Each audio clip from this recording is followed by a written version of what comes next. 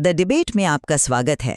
आज हम बात कर रहे हैं सरकार के उस आदेश की जिसके तहत मणिपुर में हुई एक हत्या के वायरल वीडियो को ऑनलाइन प्लेटफॉर्म से हटाने को कहा गया।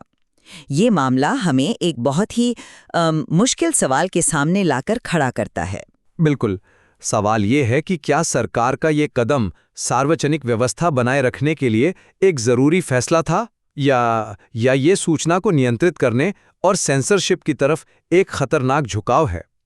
एक तरफ शांति बनाए रखने की जिम्मेदारी है तो दूसरी तरफ पारदर्शिता का सिद्धांत। और इसी पर आज हम दो अलग अलग नजरिए पेश करेंगे। मैं मानती हूं कि ये कार्रवाई सार्वजनिक सुरक्षा के लिए जरूरी थी, और मेरा मानना है कि ऐसे प्रतिबंध पारदर्शिता को कमजोर करते हैं और एक कह सकते हैं कि एक गलत परंपरा की शुरुआत कर सकते हैं। देखिए, मेरा मानना है कि सरकार का यह कदम पूरी तरह से जायज़ और ज़रूरी था।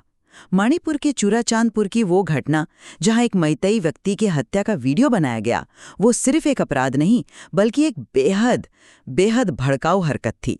सरकार का कहना है कि इसके फैलने से सार्वजनिक व्यवस्था भंग होने का गंभीर खतरा था। यह कार्रवाई सूचना प्रौद्योगिकी अधिनियम यानी आईटी एक्ट की धारा 69A के तहत की गई है। यह वही धारा है जो सरकार को देश की संप्रभुता या सार्वजनिक व्यवस्था के हित में किसी भी ऑनलाइन जानकारी को ब्लॉक करने का अधिकार देती है। तो यहाँ एक कानूनी प्रक्रिया का पालन हुआ है। लेकिन जायज़ और ज़रूरी, इन शब्दों से मुझे थोड़ी आपत्ति है। मैं मानता हूं कि वीडियो भयानक है और भावनाएं भड़क सकती हैं, इसमें कोई दो राय नहीं। लेकिन सरकार का तरीका वो ज्यादा खतरनाक लगता है। आप सार्वजनिक व्यवस्था की बात कर रहे हैं, पर मतलब ये इतना अस्पष्ट शब्द है कि इसका इस्तेमाल किसी भी असुविधाजनक सच को दबाने के लिए किया जा सकता है। आज ये एक हिंसक वीडियो है, कल किसी विरोध प्रदर्शन का वीडियो भी इसी तर्क पर हटाया जा सकता है। जमीनी हकीकत पर पर्दा डालने से समस्या हल नहीं होती। लेकिन क्या जमीनी हकीकत दिखाने का मतलब यह है कि हम और लोगों की जान खतरे में डाल दें? जिस इलाके में पहले से ही जातीय तनाव मतलब चरम पर हो, वहां ऐसा वीडियो आग में घी का काम कर सकता था। जवाबी हिंसा की एक लहर उठ सकती थी। यहां बात सच छिपाने की नहीं बल्कि और हिंसा को रोकने की है। ये सेंसरशिप नहीं बल्कि एक जिम्मेदाराना और जरूरी कदम है। खुद मणिपुर प्रशासन खतरे को भांपते हुए हाईकोर्ट गया था।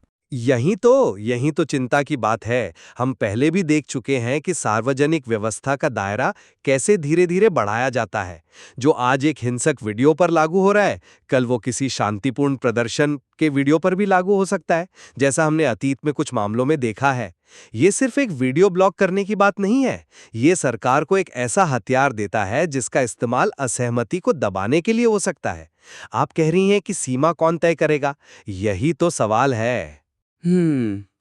आप एक अहम मुद्दा उठा रहे हैं, लेकिन इस खास मामले में एक सुरक्षा कवच है, न्यायिक निगरानी। मामला अब अदालत में है। 18 फरवरी को सुनवाई होनी है। ये सुनिश्चित करता है कि सरकार की कार्रवाई मनमानी न हो। पारदर्शिता जरूरी है, पर यह सार्वजनिक सुरक्षा की कीमत पर तो नहीं आ सकती। लेकिन जब तक अदालत सुनवाई करेगी तब तक तो जमीनी हकीकत और लोगों की सोच को बदला जा चुका होगा। असल असर तो तुरंत होता है, सूचना दब जाती है। कई बार ऐसी क्रूरता को देखकर ही जनता में गुस्सा पैदा होता है, जो सरकार पर कार्रवाई के लिए दबाव बनाता है। इसे छिपाने से तो जवाबदेही की पूरी प्रक्रिया ही कमजोर पड़ जाती है। मैं आपकी बात समझ रही हूँ, पर एक पहलू और भी है इसमें। इन सब में यूट्यूब, मेटा और गूगल जैसे सोशल मीडिया प्लेटफॉर्म्स की क्या भूमिका है? उन्हें वीडियो हटाने का निर्देश देना बिल्कुल सही था। नफरत और हिंसा फैलाने का माध्यम न बनना उनकी भी तो जिम्मेदारी है। सरकार ने तो बस अपनी कानूनी भूमिका निभाई है। पर क्या इससे इन प्लेटफॉर्म्स पर एक दबाव नहीं बनता कि वो सरकारी निर्देशों पर आंख मूंद कर सामग्री की निगरानी करें? ये निर्देश तो वो क्या है कि राजनीतिक रूप से भी प्रेरित हो सकते हैं। एक वीडियो पर प्रतिबंध लगाने के बजाय क्या हमारा ध्यान उस असली संघर्ष को सुलझाने पर नहीं होना चाहिए जिसकी वजह से ऐसी हिंसा हो रही है? वीडियो को ब्लॉक करना तो सिर्फ लक्षण का इलाज है, बीमारी का नहीं। अंत में मेरा तर्क बस यही है कि जब समाज में बड़े पैमाने पर हिंसा फैलने का असली खतरा हो, तो राज्य का पहला कर्तव्य अपने नागरिकों की जान बचाना है। मणिपुर की नाजुक स्थिति में एक भड़काऊ वीडियो के प्रसार को कानूनी दायरे में रहकर रोकना सार्वजनिक व्यवस्था बनाए रखने के लिए एक समझदारी भरा और जरूरी कदम था। और मेरा निष्कर्ष ये है कि सार्वजनिक व्यवस्था की आड़ में सूचना के बहाव पर काबू पाना पारदर्शिता और अभिव्यक्ति की आज़ादी के लिए एक गंभीर खतरा है। इरादा शायद अच्छा हो सकता है, लेकिन इस तरह के कदम सेंसरशिप के लिए दरवाजे खोलते हैं, जनता को सच से दूर रखते हैं और सरकार को जवाबदेही से बचा सकते हैं।